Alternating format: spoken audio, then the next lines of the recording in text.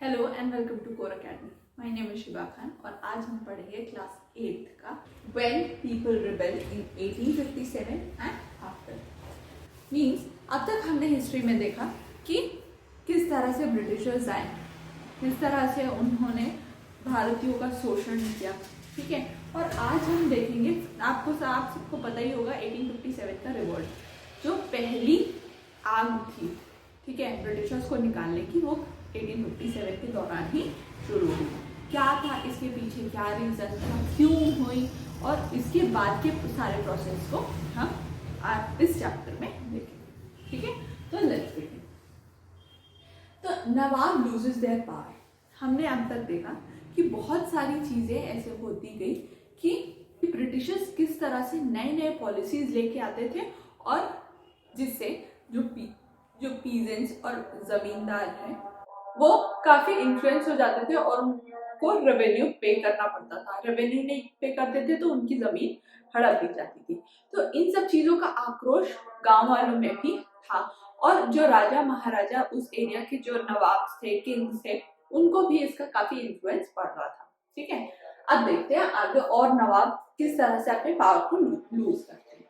Nawab loses their power by around 18th century. Nawab and Rajas gradually loses their power. 18th century आते आते क्या होता है, नवाब और जो राजा थे उनकी पावर लूज होते हैं। पावर लूज किस तरह से होता है, देखिए, रेवेन्यू टोटली ब्रिटिशर्स अपने कंट्रोल में लेने लगे, ठीक है। रेवेन्यू लेने लगे, सोल्जर्स ऑलरेडी सब्सिडरी अलायंसेस के कारण उनके पास थी। तो जब दो इंपॉर्टेंट थिंग, एक तो मनी और दूसरा सोल्जर, उनके पास थी, तो किस तरह से एक किंग के पास ज्यादा पावर रहती, नहीं रहती। तो कहीं ना कहीं धीरे धीरे इनके पावर्स लूज होते गए। Resident has been stationed in many courts. हर राजा के पैलेस में, ठीक है, जहाँ पे बैठक होती थी, राजा होते थे, मंत्री होते थे, तो उन मंत्रियों के बैठक में एक रेसिडेंट मीन्स ब्रिटिशर्स का एक पर्सन बैठता था, और उनके सहमति के बाद ही कोई डिसीजन लिया जाता था। तो कहीं ना कहीं कोई, हर राजा या नवाब अपने डिसीजन को लेके फर्म नहीं हो पाते थे, अपने डिसीजन को क्लियरली रख नहीं पाते थे। अगर वो डिसीजन अपना क्लियर रखते तो वो जो रेसिडेंट पर्सन थे वो उसमें इंटरप्शन पैदा करते। क्लियर है? Taken all the authorities, privileges, revenues etcetera. अभी मैंने आपको बताया ब्रिटिशर्स सारी अथॉरिटी ले लिए कि हर काम हमसे पूछ के होना चाहिए।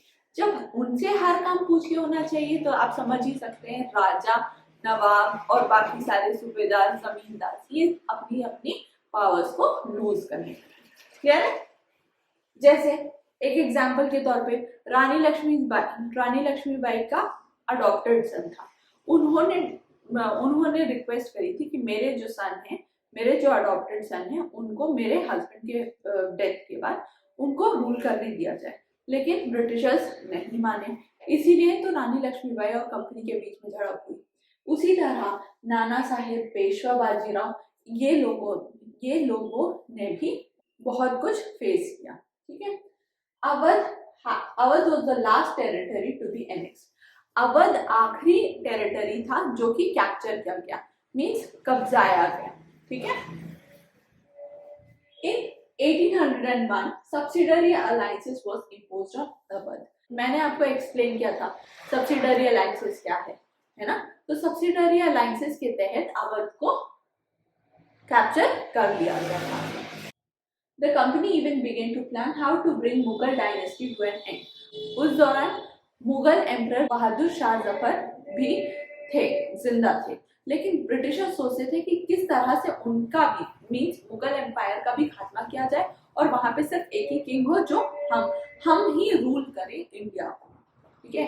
ऐसी सोच थी किसकी, ब्रिटिशर्स की। After the death of Bahadur Shah Zafar, his family has shifted out of Red Fort and set to the other place in Delhi. जैसे ही बहादुर शाह जफर की मृत्यु हुई तो क्या होता है, ब्रिटिशर्स को तो पता चल गया कि अब इनकी मृत्यु हो गई। अब बहादुर शाह जफर के आगे कोई किंग ना बने, ये इंश्योर किया गया, ठीक है। और जो रेड फोर्ट, आज दिल्ली में रेड फोर्ट है ना, वहां पे बहादुर शाह जफर की फैमिली रहती थी, उनको वहां से निकाल के कहीं और शिफ्ट किया गया। मीन्स आप दिल्ली में कहीं पे भी रहिए, उनको उससे कोई मतलब नहीं है, लेकिन रेड फोर्ट पे अपना कैप्चर कर दिया गया। ठीक है, और ये इंश्योर किया कि अगला जो किंग होगा वो किंग ना हो कि सिर्फ प्रिंस ही रहेगा। मीन्स उनको कोई अथॉरिटी नहीं दी गई, उनको मुगल एम्परर की पदवी नहीं दी गई। ठीक है, the peasants and the sepoys, देखिए सबसे ज्यादा किंग और नवाब तो प्रेशराइज हुए ही, इसके अलावा पीजेंट्स और सिपॉइज भी बहुत प्रेशराइज हुए। किस तरह? आपने बचपन से ही सुना होगा सिपॉय म्यूटिनी। सिपॉय म्यूटिनी मतलब सिपाहियों की एक झड़प। ठीक है, किस तरह से सिपाहियों ने ब्रिटिशर्स से लड़ा। ठीक है, ये सब पढ़ते हैं। पहले इंडियन पीजेंट्स के बारे में पढ़ लेते हैं। Indian peasants and zamindar were frustrated with the high taxes and rigid method of the tax paying. Peasants बहुत परेशान हो गए थे क्योंकि वो कंटिन्यूस हाई टैक्सेस इंपोज किए जा रहे थे, लोगों के पास कमाई का जरिया नहीं हो रहा था और टैक्सेस इंपोज करे जा रहे थे। ठीक है, तो ये भी बहुत गलत बात थी। लोग अपना सर्वाइवल नहीं कर पा रहे थे, लेकिन उनको टैक्स पे करना पड़ रहा था, तो वो भी उनको बहुत प्रॉब्लम हो रही थी, है ना। तो इस तरह से जो पीजेंट्स थे, जो फार्मर्स थे, वो बहुत ही परेशान हो गए थे। किससे? ब्रिटिशर्स से। Indian sepoy in the employ of the company pays less salary, pay allowances and the poor conditions of the services. वहीं जो सिपॉय थे, सिपॉय कौन थे? सिपाही। ठीक है, उनको सिपाही बोलना तो नहीं आ रहा था ऑब्वियसली, तो दे प्रोनाउंस लाइक अ सिपॉय। तो जितने भी सोल्जर्स थे उनको सिपॉय बोला जाता था। ठीक है, तो इंडियन सिपॉय वो ब्रिटिशर्स अपने यहाँ इंडियंस को रखते थे, लेकिन उनको सैलरी पे नहीं करते थे ढंग से, उनके पास अलाउंसेस नहीं देते थे, उनको खाना पीना अच्छे से नहीं देते थे, उनको अकोमोडेशन नहीं देते थे। तो ये सारे कहीं ना कहीं घर कर गया इंडियन सिपॉय में। और वहीं जो ब्रिटिशर्स सिपाही थे, उनको बहुत अच्छा ट्रीटमेंट, उनको बहुत अच्छा खाना, तो ये एक तरह का डिस्क्रिमिनेशन आ गया था। तो यहीं से ये बात सुलझी। और एक कारण आया, जो बुलेट्स थे, जो राइफल के अंदर बुलेट्स डाले जाते थे, वो काउ फैट्स और पिग फैट से बना हुआ था, जो कि रिलीजियसली काफी लोगों के सेंटिमेंट्स को हर्ट कर रहा था। जैसे हिंदूज नहीं चाहते थे कि काउ के फैट को वो मुंह से लगाए, और मुस्लिम्स भी नहीं चाहते थे कि पिग के फैट को वो मुंह से निकाले। और बुलेट्स को क्या है, उस समय मुंह से खींचना, अपने मुंह से खींचना, ऐसे खुद से पिक करके उसको सील को ओपन करके बुलेट को राइफल में डालना पड़ता था। ये कुछ चीजें थी जो कि 1857 के रिवॉल्ट को दर्शाए, 1857 के रिवॉल्ट को सामने लेके। ठीक है, तो अब हम पढ़ेंगे इसके आगे 1857 का रिवॉल्ट किस तरह, और मेजर रीजंस मैंने आपको बता दिए कि 1857 का रिवॉल्ट क्यों हुआ और किस तरह से हुआ। आगे पढ़ते। जिस 1857 के दौरान Mangal Pandey was a personality. Mangal Pandey ने टोटली विरोध किया, है ना, किसका? उस कार्टेज को ड्रिल करने से। मैंने अभी आपको बताया कि उनमें काउ फैट और पिग फैट से, जिससे काफी लोगों के रिलीजियस सेंटिमेंट्स हर्ट होते थे। ठीक है, तो जो मंगल पांडे थे, उन्होंने एक हायर ऑफिसर का मर्डर कर दिया, जिसके कारण मंगल पांडे को फांसी दी थी। ठीक है, तो ये थी म्यूटिनी, ये थी सिपॉय म्यूटिनी। ठीक है, इसे कंटिन्यू करेंगे हम आगे एक छोटा सा टॉपिक पर। A mutiny becomes a popular rebellion. कहा जाता है 1857 के दौरान जो रिबेलियन हुआ वो एक बीज था इंडिपेंडेंस के लिए। अगर उस दौरान ही पूरी कंट्री, उस समय तो थे नहीं, हर लोग इक्वल इकट्ठा होके अपने देश के लिए लड़ते, हमारे देश के लिए लड़ते, तो 1857 में ही हमको आज़ादी मिल जाती। ठीक है, The East India Company faced a massive rebellion that started in May 1857. May 1857 जैसे मंगल पांडे की डेथ हुई। मंगल पांडे की डेथ कब हुई?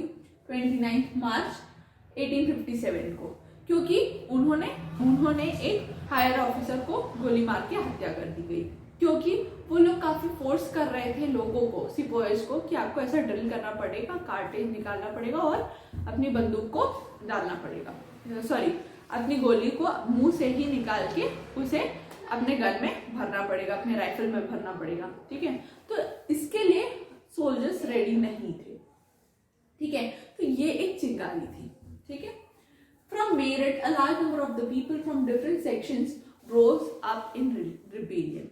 सोल्जर्स परेशान, पीजेंट्स परेशान, हर तरह के लोग परेशान थे। किससे? ब्रिटिशर्स थे। तो अपने आप में छोटी छोटी बातों को लेके लोग आग बबूला हो गए। उनको लगने लगा कि ये बहुत परेशानी वाली बात है, इसका कोई ना कोई सोल्यूशन तो निकालना पड़ेगा अगर हमको लाइफ लॉन्ग रहना है तो। On 29th March 1857, a young soldier Mangal Pandey was hanged to the death. 1857 को मंगल पांडे को हैंग कर दिया गया। मैंने अभी आपको रीजन बताया क्यों एक हायर ऑफिसर की उन्होंने गोली मार के हत्या कर दी थी, ठीक है। वहीं 85 sipahis were dismissed from the services because they refuse to drill the cartridge, ठीक है। 85 पर जो सिपाहीज थे, लोग थे, इसी मार्च से तो शुरुआत हो गई, मार्च से शुरुआत तो हो गई, धीरे धीरे आग। उस समय तो फोन का जमाना नहीं था, तो धीरे धीरे लोगों के द्वारा, न्यूज़पेपर के द्वारा पता चलने लगा कि वहां पे मार्च में ऐसा हुआ था, लोग मंगल पांडे ने विद्रोह किया था, ठीक है। तो ये थी बात। 85 सिपाहीज भी बोले कि हाँ मंगल पांडे ने बहुत सही काम किया, हमको भी ऐसा कुछ करना चाहिए। तो 85 जो सिपाहीज थे, सिपाही थे, उन्होंने रिफ्यूज कर दिया गया। उन्होंने रिफ्यूज किया कि हम ड्रिल नहीं करेंगे कार्टेज को, आप दूसरा कोई उपाय निकालिए। तो जो 85 जो जिन्होंने रिफ्यूज किया ना, उनको जेल भेज दिया गया। किसने? ब्रिटिश ऑफिसर्स ने बोले कि तुम जब अगर हमारा काम नहीं करोगे तो तुम जेल पे जाओ, ठीक है। और लोग जिस तरह से मंगल पांडे, मैंने अभी आपको बताया, मंगल पांडे लोग किसके लिए लड़ रहे थे? सिपाहियों के लिए। वहीं रानी लक्ष्मीबाई, तात्या टोपे, ऐसे कई लोग उभरते हुए आ गए। हजरत बेगम लखनऊ से, ऐसे काफी लोग उभरते हुए सामने आए और बताए कि हमारे एरिया में भी ये प्रॉब्लम है, हम भी बहुत परेशान हैं, इसका कोई सोल्यूशन निकलना चाहिए। The company fights back. धीरे धीरे लोग खड़े होने लगे, अपनी बात करने लगे। तो 85 जो सिपाही म्यूटी, जो जैसे पता चला कि इनको ना जेल भेजा जाएगा, 85 पीपल को जेल भेज दिया गया। लेकिन बाकी जो सिपाही थे वो लोग रातों रात दिल्ली के लिए रवाना हुए, ठीक है। दिल्ली के लिए रवाना हुए। वहां पे अभी भी बहादुर शाह जफर जिंदा थे, ठीक है, जो कि मुगल एम्परर थे। मुगल एम्परर का काफी दबदबा था, क्योंकि ब्रिटिशर्स के आने से पहले मुगल एम्परर ही थे जो उस दौरान ब्रिटिशर्स को संभाल सकते थे, क्योंकि ब्रिटिशर्स के आने से पहले ही मुगल एम्परर पूरे देश की देखरेख करती थी, ठीक है। तो अब जाते हैं, जो सिपाही थे वो कब कहाँ जाते हैं? दिल्ली पहुंचते हैं और बहादुर शाह से कहते हैं कि आप हमारा नेतृत्व करिए, आप हमारे कैप्टन बनिए, ठीक है, आप हमारे कैप्टन बनिए, हमसे हमारी जो जो प्रॉब्लम्स हैं हम आपको बताते हैं और आप उसको डील करिए, लोगों मतलब ब्रिटिशर्स के सामने ये बात रखिए। तो लोग रेडी हो जाते हैं। अच्छा, वहां से मेरठ से निकल के आते हैं दिल्ली के लिए, ठीक है। और दिल्ली में भी जो सिपाही थे वो भी इकट्ठा हो जाते हैं, तो एक ह्यूज क्राउड वहां पे बन जाती है और बहादुर शाह जफर ना चाहते हुए भी कैप्टन बन जाते हैं उस शिप के, ठीक है। अब जब बहादुर शाह जफर ब्रिटिशर्स से बात करने आए तो ब्रिटिशर्स ने बोला अच्छा अब तुम हमारे अगेंस्ट बात करोगे, तो ब्रिटिशर्स ने भी फाइट बैक किया। क्या किया देखते हैं। Last Mughal ruler Bahadur Shah Zafar was tried in the court and sentence to the imprisonment. अभी मैंने कुछ देर पहले बताया कि उनकी फैमिली को दिल्ली से निकाल के कहाँ शिफ्ट कर दिया गया था। बोला कि आप कहीं पे भी जाइए, आप कहीं पे भी रह सकते हैं, लेकिन रेड फोर्ट पे नहीं। इसका रीजन क्या था? क्योंकि ब्रिटिश बहादुर शाह जफर को तो इन्होंने इम्प्रिजनमेंट मतलब जेल की हवा खाने के लिए भेज दिया गया था, ठीक है। क्यों? क्योंकि उन्होंने बोला कि आप हमारे अगेंस्ट कैसे आ गए, आप तो मुगल रूलर है, आपको समझाना था लोगों को कि ऐसा नहीं, ऐसा ब्रिटिशर्स आपके अच्छे के लिए कर रहे हैं। लेकिन बहादुर शाह जफर वहां के कैप्टन बन गए, उस शिप के कैप्टन बन गए। इसलिए शिप से कैप्टन का मतलब ये नहीं कि कोई बोट चल रही है, लोगों के लीडर बन गए, ठीक है। तो मेरा कहने का मतलब था ये एक फ्रेजल वर्ब है, कैप्टन ऑफ द शिप, ठीक है। तो बहादुर शाह जफर उस शिप के कैप्टन बन गए, उन लोगों के कैप्टन बन गए, ठीक है। जिससे उनको इम्प्रिजन किया गया टिल डेथ, ठीक है। उनको मीन्स उनको कह दिया गया कि आप जब तक जीवित हैं आप काल कोठरी में ही रहेंगे, ठीक है, लाइफ इम्प्रिजनमेंट, ठीक। तो ये थी बात। 1857 में ये बहुत इंपॉर्टेंट पॉइंट है कि 1857 में ये कुछ बहुत मेजर इश्यूज हुए। जैसे कि आपका जैसे कि हम पहले भी पढ़ चुके हैं कि 1600 में क्वीन एलिजाबेथ की परमिशन से ईस्ट इंडिया कंपनी आती है ट्रेड करने। ईस्ट इंडिया कंपनी एक ट्रेडर कंपनी है, आती है ट्रेड करने। उस समय क्वीन का कोई इंटरफेरेंस नहीं रहता था, क्योंकि क्वीन कहती थी कि आप जाओ ट्रेड करो, अपना पैसा अपने पास रखो।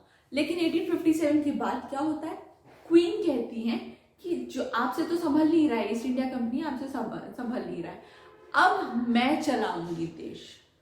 समझ में आया? ब्रिटिश ईस्ट इंडिया कंपनी हट गई और पूरी अथॉरिटी किसके पास आ गई? क्वीन के पास।